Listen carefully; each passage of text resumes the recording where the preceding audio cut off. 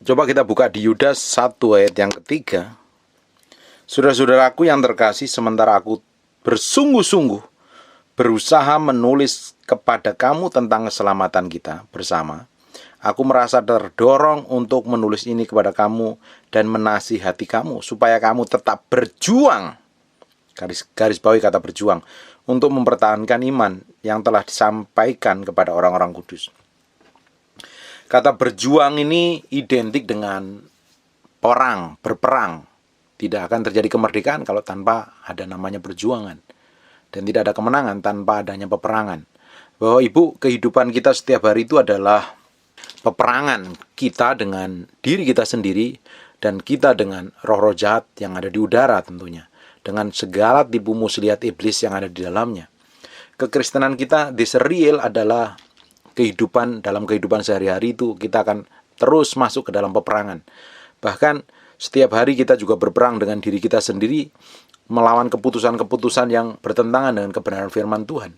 Kita harus berjuang mempertahankan iman, supaya kita tidak jatuh tersandung, bahkan murtad. Berapa banyak orang murtad karena tidak memiliki iman yang kuat, tidak memiliki dasar pengertian firman kebenaran yang kuat.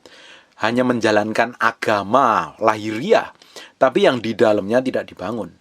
This real kekristenan adalah peperangan. Peperangannya di mana? Peperangannya bukan di gereja, peperangannya dalam kehidupan sehari-hari. Bapak Ibu, setiap hari diperhadapkan dengan harus memilih keputusan-keputusan yang sesuai kebenaran firman Tuhan. Ribuan keputusan yang harus kita ambil.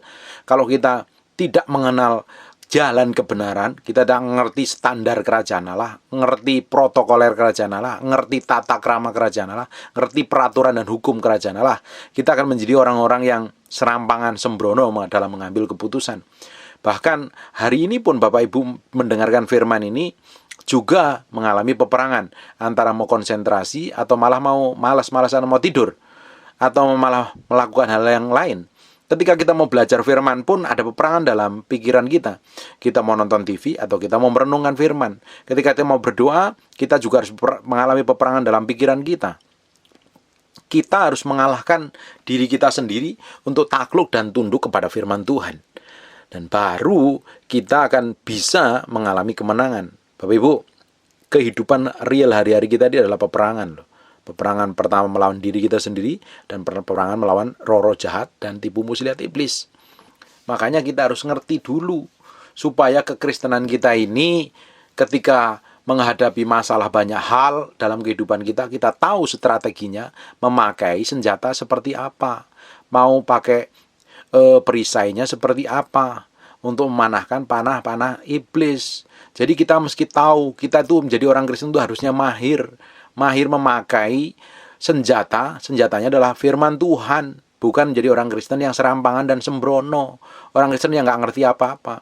Banyak orang Kristen rata-rata nggak ngerti kebenaran firman Tuhan, yang ngerti 1 ayat 2 ayat, mengklaim dirinya paling ngerti firman.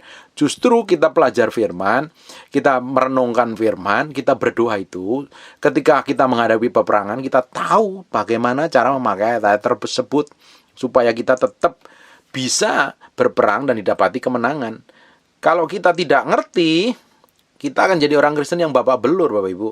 Kita akan menjadi orang Kristen yang sembrono. Kita akan menjadi orang Kristen yang pelongo-pelongo. Ketika iblis serang, nggak tahu meski pakai senjata apa ini. Ketika kita menghadapi masalah, kita nggak tahu meski pakai ayat apa ini untuk mempraktekannya. Kita diperhadapkan keputusan yang rumit, kita harus tahu nih batasannya harus seperti apa. Kita mesti ngerti, jangan sampai kita malah babak belur kena tipu muslihat iblis. Buka sebentar di Efesus pasal yang ke-6 ayat 14. Jadi berdirilah tegap, berikat pingganglah kebenaran, dan berbaju sirahkan keadilan. Kalau kita lihat baju sirah yang dikenakan, ini biasanya dikenakan oleh para prajurit. Kalau hari ini pun polisi dan tentara juga mengenakan baju sirah, baju perlindungan. Kalau orang memakai baju perlindungan, pakai baju sirah, artinya dia akan terjun dalam peperangan. Karena kekristenan kita adalah realnya peperangan. Kalau kita buka di 1 Tesalonika pasal yang ke-5 dan ayat yang ke-8, tetapi kita yang adalah orang-orang siang, baiklah kita sadar, berbaju sirahkan iman dan kasih dan berketompokan pengharapan keselamatan. Kita harus memakai baju sirah loh. Artinya kita tuh siap dalam medan perang.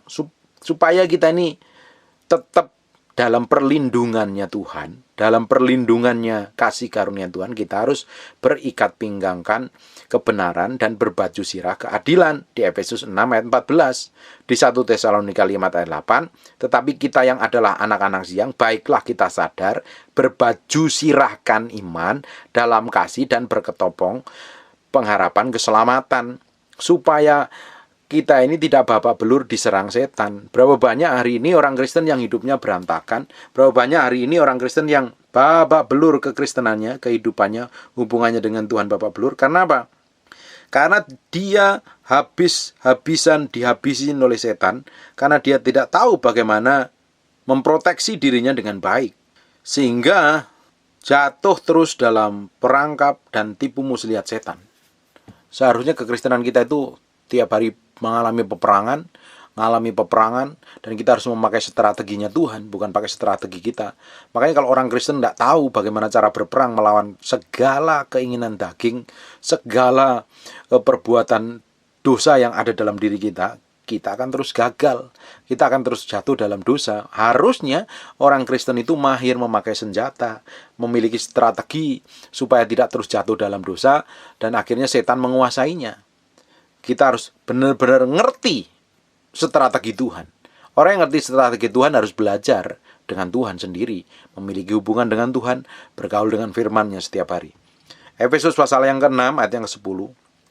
Akhirnya hendaklah kamu kuat di dalam Tuhan, dalam kuat kuasanya. Kita itu harus kuat, berakar di dalam Tuhan, tinggal di dalam kuat kuasanya. Karena kita ketika menghadapi peperangan-peperangan ini, kita tidak akan bisa mampu, kita tidak akan bisa kuat, kita tidak bisa teguh, kita tidak akan bisa mengalami kemenangan kalau kita tidak berada dalam kekuatan kuasanya Tuhan sendiri.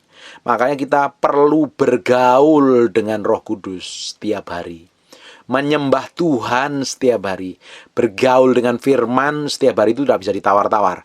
Berdoa dalam penyembahan itu tidak bisa ditawar-tawar. Setiap orang Kristen harus mengalami ini, setiap hari harus melakukan ini. Supaya apa? Ketika berada di medan perangmu di mana? Di kantor, di bisnis, di toko, di perusahaan, di pabrik, di pemerintahan, dimanapun Bapak Ibu berada, siap sedia, siap memakai selengkap senjata Allah, dan tahu strateginya, cara kerjanya Tuhan. Karena peperangan kita adalah melawan roh-roh jahat di udara. Mereka penuh tipu muslihat iblis. Dan kita harus kenali diri kita sendiri itu seperti apa. Selain melawan roh-roh jahat di udara, kita juga melawan semua keinginan daging di dalam diri kita ini, yang perlu kita perangi ini setiap hari. Kita harus, kalau kita memerangi diri kita sendiri, untuk cara menangnya caranya ada satu, pikul salib sangkal diri, nggak ada solusi lain. Tapi ketika kita berperang melawan roh-roh jahat di udara, kita perlu kekuatan Tuhan. Ketika kita berperang melawan diri kita sendiri, kita perlu kemauan dan pertobatan, pikul salib sangkal diri, bergaul dengan firman. Jadi firman itu menjadi cermin dalam diri kita. Kalau kita tidak dalam kekuatan Tuhan, kita akan menjadi orang yang babak belur, dihabisin setan. Pekerjaan, bisnis, kelakuan, karakter, semuanya kan babak belur. Ayat 11, kenakanlah seluruh perlengkapan senjata Allah supaya kamu dapat melawan tipu muslihat iblis. Kita disuruh mengenakan seluruh perlengkapan senjata Allah supaya kita itu dapat bertahan loh, melawan tipu muslihat iblis. Karena iblis sekarang tidak datang terang-terangan, dia pakai segala macam tipu daya. Dan biasanya iblis itu menyerangnya melalui kelemahan-kelemahan dalam diri kita. Ditipu daya begitu rupa. Kadang kita dibutakan, kadang kita disamarkan seakan-akan kebenaran, tapi ujungnya adalah pemberontakan dengan Tuhan. Akhirnya apa? Iblis bisa masuk ke dalam diri kita. Dan ujungnya bukan kelemahan kita yang diajak. Tujuannya adalah kekuatan kita. Iblis selalu akan menghancurkan anak-anak Tuhan. Dia selalu menyerangnya melalui kelemahan-kelemahan diri kita. Tujuannya bukan kelemahan kita, tapi tujuannya adalah kekuatan kita. Dan pintu masuknya melalui kelemahan kita. Jadi kita harus tahu nih, supaya kita ini tidak ditipu terus, dibohongin terus, ditipu daya terus. Akhirnya kita menjadi orang yang lemah dan menjadi gagahannya setan. Karena perjuangan kita bukanlah melawan darah dan daging, tetapi melawan pemerintah-pemerintah roh jahat, melawan penguasa-penguasa roh jahat, melawan penghulu-penghulu udara yang gelap, ini roh teritorial, dan melawan roh-roh jahat di udara. Sebab itu ambillah seluruh perlengkapan senjatalah supaya kamu dapat mengadakan perlawanan pada hari yang jahat itu, supaya kamu tetap berdiri, supaya kamu menyelesaikan segala sesuatu. Hari yang jahat itu kapan? Hari ketika mereka menyerang. Makanya kita itu mesti berjaga-jaga setiap saat. Kita ini adalah anak-anak terang yang pakai baju sirah yang siap berperangkapan saja. Jangan sampai lengah. Kalau kita lengah, kita akan dihabisin setan. 14. Jadi berdirilah tegap, berikat pinggang kebenaran dan berbaju sirah keadilan. Kakimu berkasutkan kerelaan untuk memberitakan Injil damai sejahtera. Dalam segala keadaan bergunakanlah perisai iman. Sebab dengan perisai itu kamu dapat memadamkan semua panah api dari si jahat. Perisai iman. Iman timbul dari pendengaran firman Kristus. Banyak berita hoak, banyak pengajaran palsu, banyak nubuatan palsu. Kita harus bisa menahan dari semua gempuran-gempuran media sosial yang tidak benar, pengertian kebenaran yang ngaco, yang ngawur. Kita harus padamkan itu. Bagaimana padamkannya? Dengan kita ngerti firman, kita bertumbuh dengan firman. Kalau kita kekristenan kita ini cetek dan dangkal, kita akan mudah disesatkan. Kalau kita nggak tertanam kuat di dalam Yesus Kristus, tertanam dalam kebenaran firman Tuhan, kita akan mudah disesatkan. Kita akan mudah murtad, kita akan mudah menyangkal Tuhan. Tapi ketika kita ini kuat pengertian kita, pengalaman pribadi kita dengan Tuhan itu powerful, kita akan menjadi semakin kuat setiap harinya. Orang boleh ngomong apapun, kalau kita akan tahu nih, ini bukan dari Tuhan, karena kita memiliki roh, membedakan roh. Kita juga memiliki kepekaan, kita juga mengerti kebenaran firman Tuhan. Jadi kita tidak mudah disesatkan. Panah api hari ini, panah api si jahat itu luar biasa.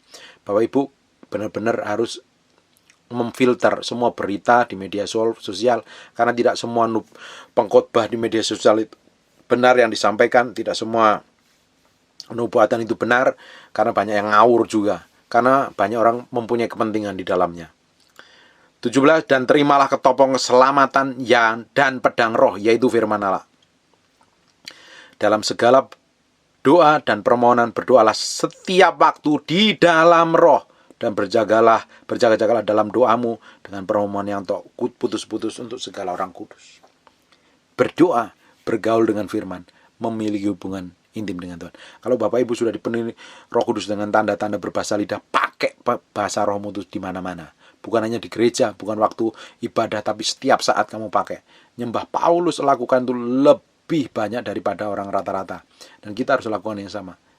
Karena kita akan semakin ngerti. Karena barang siapa berkata-kata dengan bahasa roh, dia tidak berkata-kata dengan manusia, dia berkata-kata dengan Allah. Yang ngerti adalah roh manusia dan Allah. Kita harus ngerti ini, bahwa kekristenan adalah peperangan, dan kita harus mengalami kemenangan. Di dalam peperangan itu tidak ada pilihan. Kita kalah atau kita menang. Kita terbunuh atau kita masih hidup. Tidak ada pilihan dalam peperangan. Kita bisa memilih mundur dan kalah, dijajah oleh musuh, atau kita maju dan mengalami kemenangan. Bapak Ibu, pilihanmu hari ini. Bapak Ibu, medan perangnya di mana? Ada orang medannya perangnya di keluarga dan harus mengalami kemenangan dalam medan perang tersebut.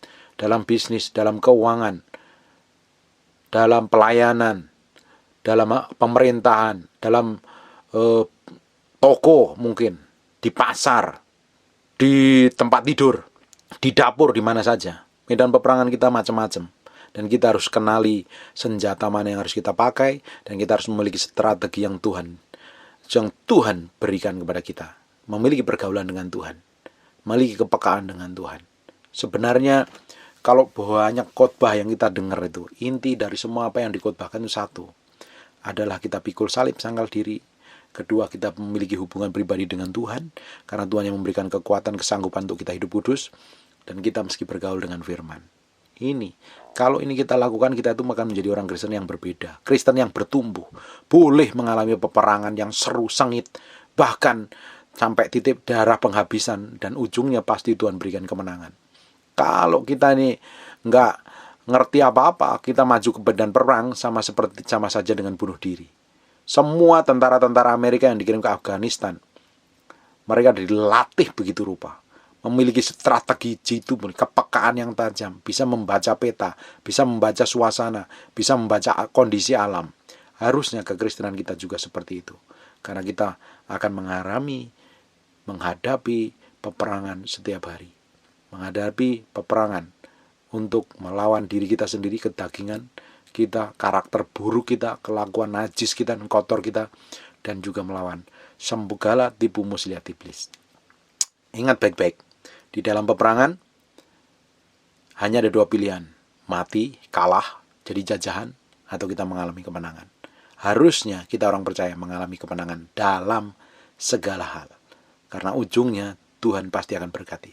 Dengarin baik-baik, setiap orang mengalami peperangan yang berbeda-beda, dan ujungnya peperangan itu ketika kita berkehendar kepada Tuhan, peperangan itu menjadi satu kesaksian yang akan memberikan dampak besar. Kita akan menguasai otoritas, kita akan menguasai kelemahan kita akan menguasai suatu wilayah, jajahan kita, karena kita mengalami peperangan dan mengalami kemenangan, karena Tuhan menyertai kita.